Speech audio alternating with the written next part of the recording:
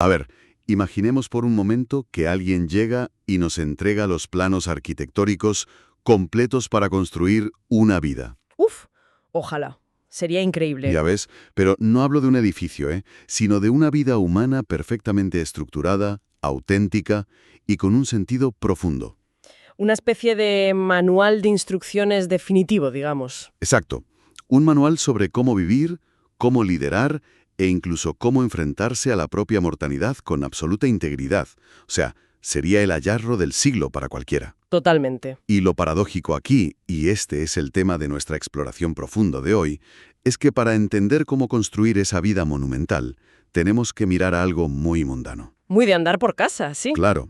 Tenemos fuentes interesantísimas hoy, desde filósofos estoicos hasta expertos en gestión empresarial como Peter Drucker, o incluso la leyenda de las artes marciales, Bruce Lee. Una mezcla que parece imposible a primera vista. Sí, pero todos convergen en lo mismo. Vale, vamos a desgranar esto. Porque antes de que podamos hablar de grandes legados, resulta que tenemos que empezar por algo tan básico como la forma en que escuchamos a la persona que tenemos delante. Y es el punto de partida perfecto, porque funciona como un diagnóstico brutal de nuestra autenticidad diaria. O sea, el ensayo que analizamos abre con Brian H. McKill. Ujú. Y él plantea que escuchar de verdad es una de las formas más sinceras de respeto. Pero, ojo, hay que hacer una distinción súper importante aquí. A ver, cuéntame. Bueno, McGill no se refiere al acto performativo al que nos ha acostumbrado la sociedad moderna. No es ese asentimiento mecanizado que todos hacemos. Uf, ya, ese contacto visual fijo mientras por dentro estás a otra cosa. 100%. Es estar ahí asintiendo mientras nuestra mente, entre bambalinas, está elaborando febrilmente la próxima frase. Claro, para parecer inteligentes o simplemente para llevar la razón en la charla. Eso es. Es que esa dinámica performativa, si lo piensas, es casi un mecanismo de defensa. Estamos físicamente presentes en la conversación, asintiendo, pero en el fondo hay una barrera invisible de 1 metro de grosor. Exacto. Lo fascinante aquí es que esa barrera revela un miedo atroz a la vulnerabilidad. McKill apunta a que la verdadera escucha exige la voluntad real de dejar que las palabras del otro nos atraviesen. Que aterricen de verdad. Claro, y que potencialmente nos transformen o nos hagan cambiar de opinión. Y la razón por la que este análisis a fondo arranca con la escucha es porque revela un síntoma existencial muy bestia. A ver si te sigo.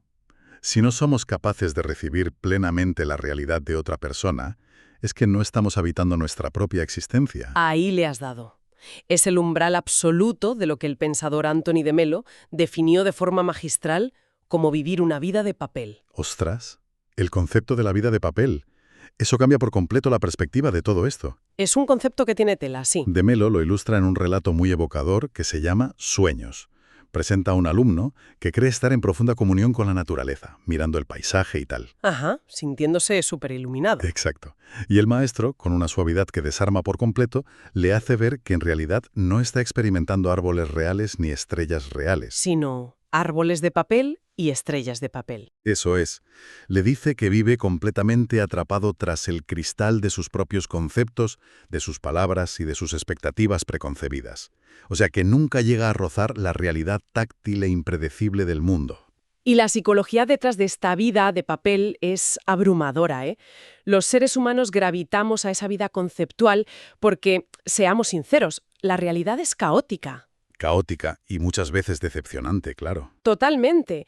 Es muy difícil de controlar, entonces construir modelos mentales o vivir a través de las apariencias nos da una falsa sensación de seguridad. Ya, es como un escudo. Claro, y hay que aclarar que la vida de papel no describe a alguien con malas intenciones, describe a una persona que ha aprendido a ejecutar impecablemente la coreografía de vivir, pero sin escuchar la música en ningún momento. Qué buena analogía. Fíjate, me viene a la mente una imagen muy cotidiana que creo que encaja perfectamente para aterrizar esto.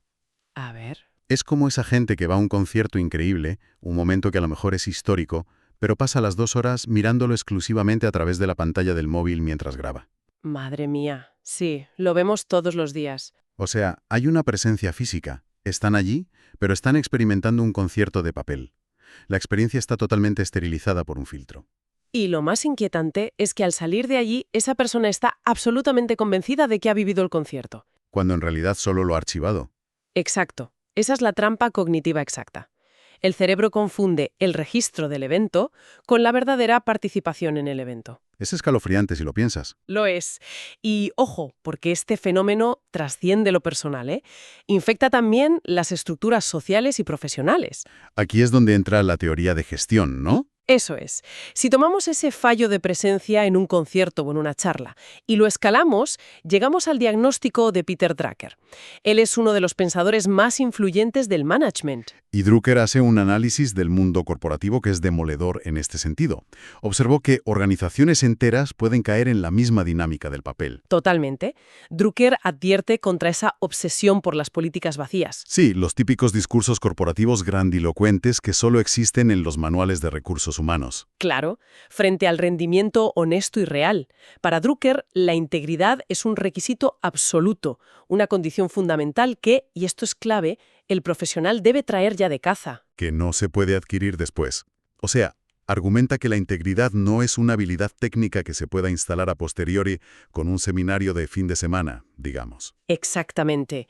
Las corporaciones a menudo intentan sistematizar la autenticidad creando esos manuales de valores interminables. Que nadie lee, por cierto. Claro, pero Drucker nos dice que eso es intentar cultivar árboles de papel.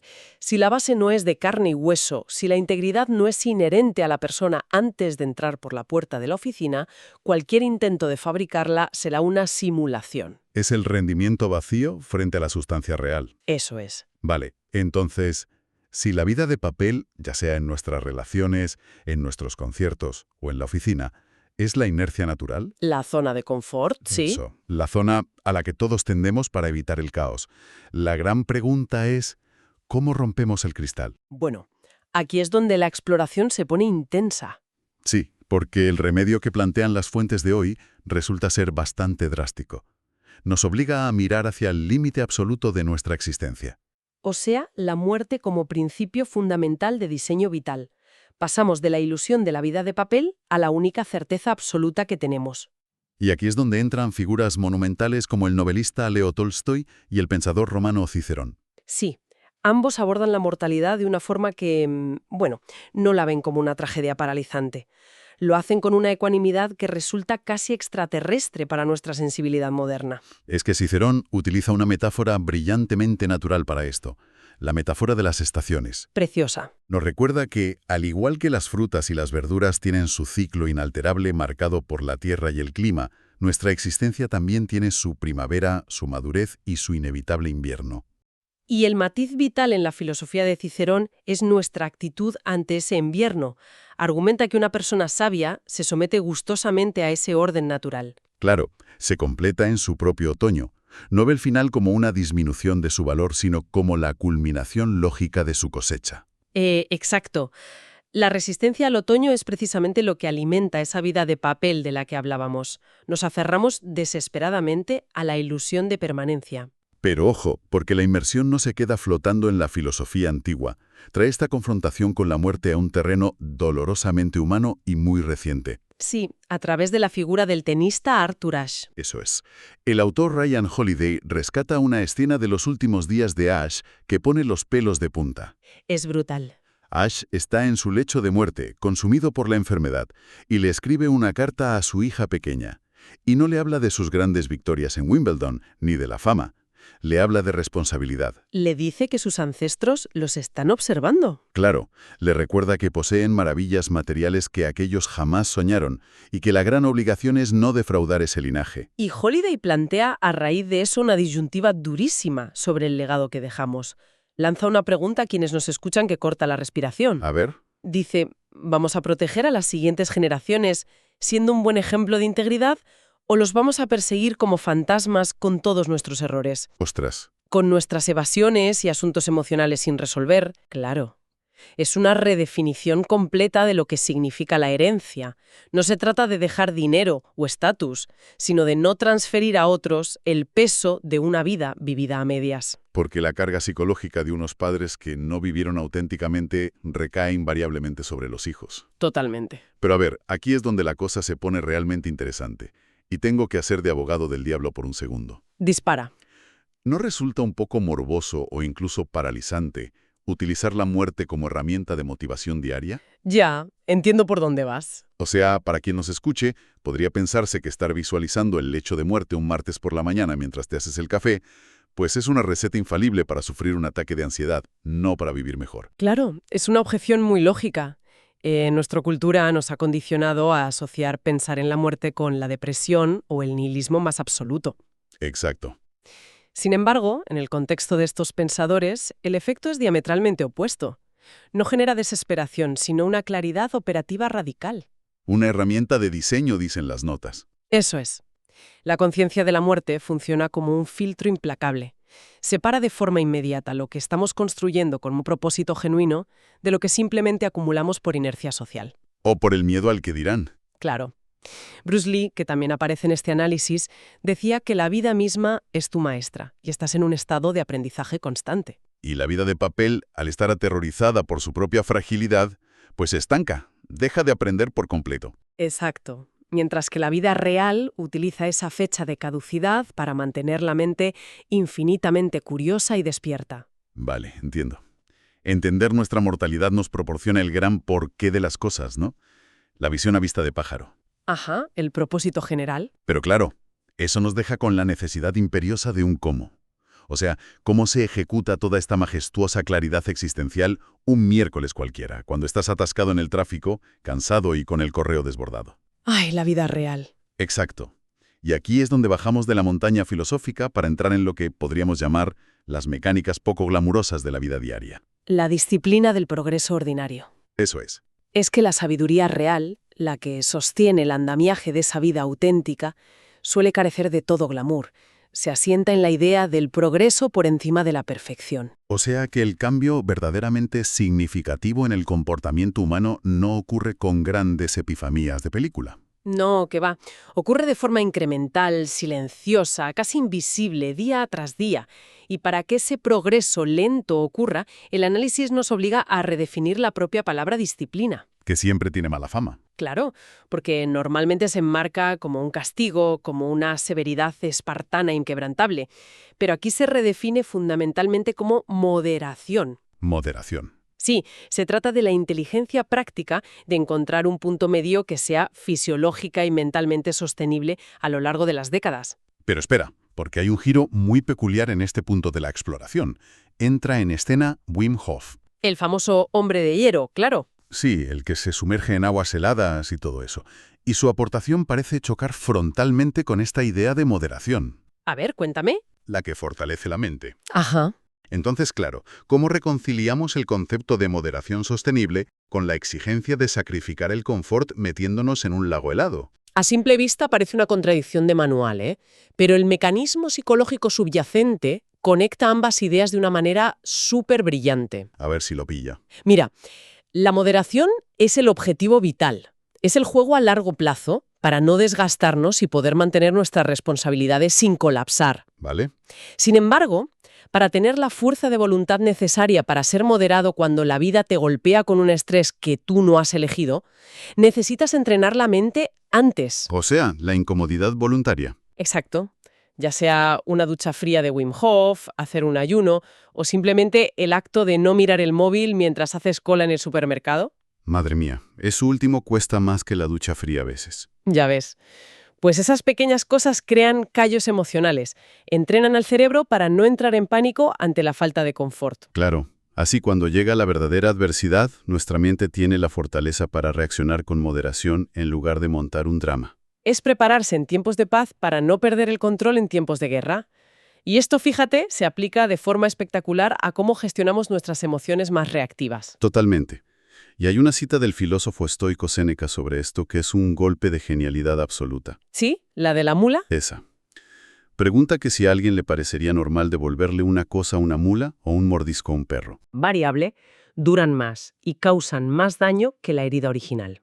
Y que la disciplina también es esa moderación emocional de no escalar los conflictos, de no rebajarse a devolver la cosa. Y no devolver la cos requiere una valentía inmensa, ¿eh? Porque el ego siempre nos va a pedir venganza o una validación inmediata. 100%. El crecimiento personal, como señala otra de las reflexiones del texto, exige el coraje profundo de adentrarse en lo desconocido, de romper ese patrón reactivo. Claro, la disciplina real no es saber de antemano de dónde vendrá el crecimiento, es presentarse al día a día con la apertura necesaria para permitir que ocurra. Y hay que confesar que esta aproximación a la disciplina genera un alivio profundo para quienes nos escuchan. Ya te digo, es que la versión de la vida auténtica no requiere ser un monje infalible o un militar que rinde al 100% todos los días sin fallar jamás. No, es una visión mucho más compasiva y realista de la naturaleza humana. Se trata de presentarse moderado, dispuesto a tolerar cierta incomodidad, pero entendiendo los límites de uno mismo. Y fíjate, hay una cita anónima en los apuntes que encapsula esto maravillosamente. Dice que el mejor puente entre la desesperanza y la esperanza es una buena noche de sueño. ¡Ostras, qué gran verdad! Si conectamos esto con el panorama general de lo que venimos analizando, todo empieza a encajar. Ajá. Esas pequeñas renuncias, esas decisiones diarias casi invisibles como priorizar el descanso, no responder a un insulto o tolerar una conversación incómoda. Son los ladrillos. Exactamente. Son los ladrillos que bloquean la entrada a esa vida de papel de la que hablábamos al principio. Son acciones tangibles que nos anclan a la realidad, sin filtros. Y cuando todo ese arduo trabajo interno, esa construcción metódica de disciplina y autenticidad en la sombra, alcanza su madurez, hay un efecto rebosante, ¿verdad? Inevitablemente, esa integridad se vuelca hacia el exterior e impacta a los que nos rodean. Y a esta proyección externa de un trabajo interno es a lo que el análisis llama liderazgo genuino, que nos lleva a la última fase de la arquitectura de hoy. Así es, el liderazgo como la cara más visible de nuestra integridad. Aquí, Simon Sinek aporta una perspectiva que le da la vuelta al concepto tradicional. ¿Qué plantea Sinek exactamente? Pues él postula que el líder inauténtico, el egocéntrico que opera desde la inseguridad, se pasa la vida comunicando lo que necesita de los demás para sostener su estatus. Ya, el típico jefe que solo exige. Claro. Y en contraposición, el líder genuino, el que ha construido una base real, comunica constantemente lo que puede aportar a su entorno. Espera, me surge una duda aquí. Me cuesta ver cómo ese deseo de estar siempre aportando o solucionando la vida a los demás no se convierte sutilmente en otro ejercicio de ego. A ver, explícate. Pues, ¿dónde está la línea entre servir genuinamente y alimentar el complejo de Salvador para sentirnos indispensables? Ah, claro. Esa distinción es vital. La línea divisoria la marca la expectativa de retorno. ¿Vale? El ego aporta esperando lealtad, sumisión o un aplauso a cambio. Es una transacción disfrazada de generosidad. Pero el líder auténtico aporta para elevar la capacidad del otro de ser independiente. Sin requerir que le rindan pleitesía. Exacto. Y volvemos a Peter Drucker para ver cómo se manifiesta esto en el mundo real. Drucker afirma que hay un área donde nadie puede fingir sus valores. Las decisiones sobre las personas, ¿no? Sí, a quien se contrata, a quien se promociona o a quien se despide en una organización. Revela la verdadera moralidad de quien toma la decisión. Claro. ¿Y desenmascara cualquier política de papel? Totalmente. No puedes escribir una misión empresarial preciosa si luego asciendes a personas que promueven la toxicidad en la oficina. Las acciones hablan tan alto que no dejan escuchar los discursos. Y esto enlaza con lo que aporta la psicología deportiva a través de la jugadora de golf Pat Bradley. Ay, me encanta lo de Bradley. Es fascinante. Ella describe la evolución de la excelencia diciendo que al principio trabajas muy duro para llegar a ser bueno. Luego te esfuerzas aún más para alcanzar la grandeza. Ajá. Pero lo interesante es que una vez que tocas esa grandeza, tu mente crea un nuevo suelo. Un nuevo estándar mínimo. Exacto. Un estándar por debajo del cual, psicológicamente, ya no te permites operar jamás. Pero entonces me pregunto, ¿qué significa todo esto realmente para el día a día? ¿Para alguien de a pie, dices? Sí. Si quien nos escucha hoy no es CEO de una multinacional, ni tiene empleados a su cargo, ni compite en golf a nivel mundial, ¿cómo encaja este concepto de liderazgo en su vida diaria? Pues significa que el liderazgo, si le quitamos los títulos corporativos, es fundamentalmente una postura ante el mundo. Trata de la agencia personal. De tomar las riendas. Eso es. La autora Joyce Meyer lo clarifica al explicar que una actitud positiva no es simplemente un estado de ánimo optimista o aleatorio, es una elección consciente. Una elección que te da poder sobre tus circunstancias. Exactamente. en lugar de que las circunstancias externas tengan poder sobre ti. Liderar es, en esencia, establecer ese nuevo suelo de excelencia del que hablaba Bradley y aplicarlo a cómo gestionas tu propia vida. ¿Cómo ordenas tu casa? ¿Cómo tratas a tu familia? ¿O cómo te sobrepones a una pérdida personal? Claro, sin esperar que nadie venga a rescatarte. Es asumir el asiento del conductor de tu propia existencia. No requerimos el permiso de ninguna empresa para ejercer liderazgo sobre nuestras propias decisiones. Me parece un mensaje superpotente. Es que lo es. Y mira, todo este enorme tapiz de sabiduría que hemos visto hoy, la escucha atenta, la muerte, la moderación, el liderazgo, todo se sintetiza al final con un proverbio árabe que es devastador. Cuenta, cuenta. Dice así: no comas tu pan en la mesa de otro. Madre mía, qué frase. Tiene muchísima carga de profundidad. Contiene absolutamente todo lo que hemos abordado, porque la vida de papel de la que queremos huir es exactamente eso, es el hábito perezoso de comer en la mesa de otro. Claro, vivimos de prestado cuando consumimos conceptos ajenos sin cuestionarlos. O cuando damos respuestas prefabricadas para encajar, o cuando fingimos escuchar pero solo proyectamos nuestro ego. E incluso cuando lideramos basándonos en lo que la sociedad define como éxito, en lugar de definirlo nosotros. O sea que la construcción de una vida auténtica exige el inmenso esfuerzo de construir nuestra propia mesa. Con las herramientas de nuestra propia disciplina. Y no como un acto de arrogancia para aislarnos, sino como la asunción de una responsabilidad real sobre quiénes somos. Cierra el círculo de una manera poética y muy exacta. Totalmente. El ensayo y nuestro análisis terminan justo donde empezaron. Nos empuja hacia el famoso carpe diem, a vivir el presente, pero no desde la ansiedad de aprovecha hoy porque mañana morirás. No, lo aborda desde una madurez muy distinta.